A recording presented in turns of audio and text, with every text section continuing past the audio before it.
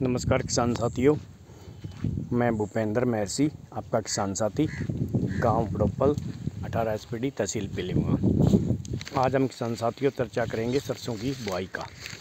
तो अभी अक्टूबर के फर्स्ट वीक में सरसों की बुआई है, वो स्टार्ट हो जाएगी। तो किसान साथियों, पहले से भूमि उपचार हम कर लेंगे। तो जो बीच में से तना गलने वाली शिकायत सरसों में आती है वो नहीं आएगी। उसके लिए मैंने एक चार्ट तैयार किया है कि आप किसान भाइयों को साझा करूं, तो उससे उत्पादन में फ़र्क नहीं पड़ेगा।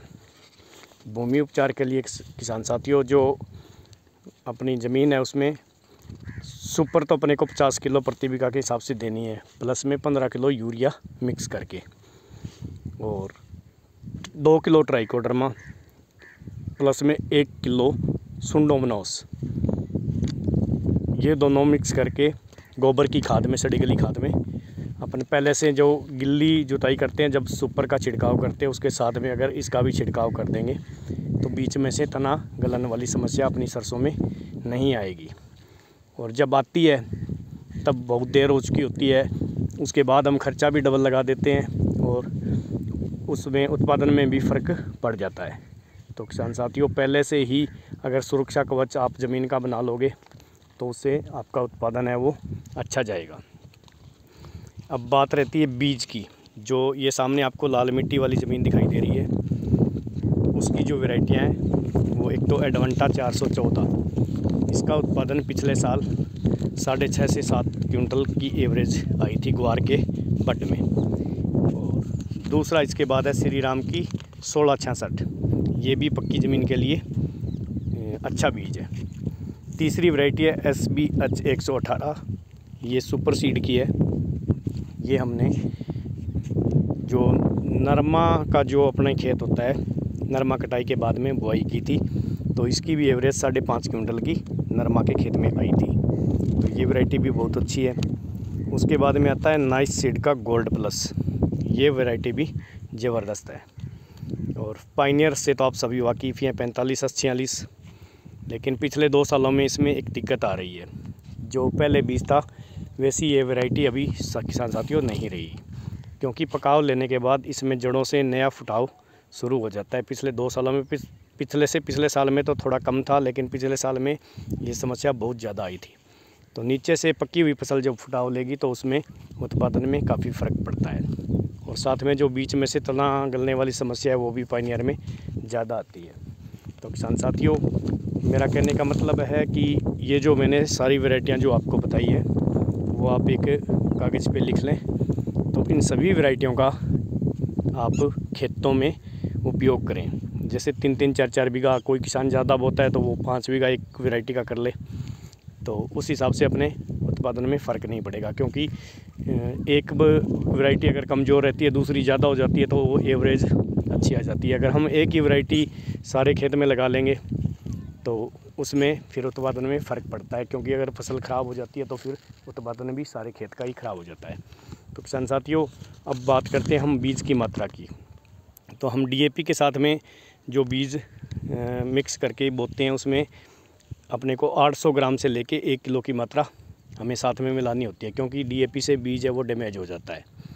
तो किसान साथियों, अब की बार वैसे भी बाज़ार में DAP की मारामारी है। DAP ना मिला करके एक थार नाम का प्रोडक्ट जैपनीज़ कंपनी का है, उसका पहले लिक्विड फॉर्म में था वो उसका भी अच्छा रिजल्ट मिला था। अभी हमने कंपनी से वो दानेदार फॉर्म में उपलब्ध करवा लिया है, तो 3 किलो की मात्रा उसकी पर्याप्त रहेगी 1 बीघा के लिए। उसमें अपने को बीज है वो 400 से 500 ग्राम ही मिक्स करना पड़ेगा। तो अपना 400 ग्राम बीज, जो आज 1 लाख रुपए कुंटल वाली सरसों है, 1000 रुपये किलो जो आती है, तो 400 ग्राम अगर सरसों का बीज अपना बचता है तो थार की तो कोई ज़्यादा कॉस्ट है ही नहीं, ये 95 से 100 रुपये किलो आपको मिल जाएगा। और इसकी ग्रोथिंग है वो, फुटाव है वो पहले दिन से ही अच्छा होगा, तो आपको उसमें ज़्यादा फ़ायदा मिलेगा। तो किसान साथियों, DAP है वो हम जब फर्स्ट पानी देंगे उस टाइम सल्फ़र के साथ में थोड़ी DAP थोड़ी यूरिया मिला के देंगे।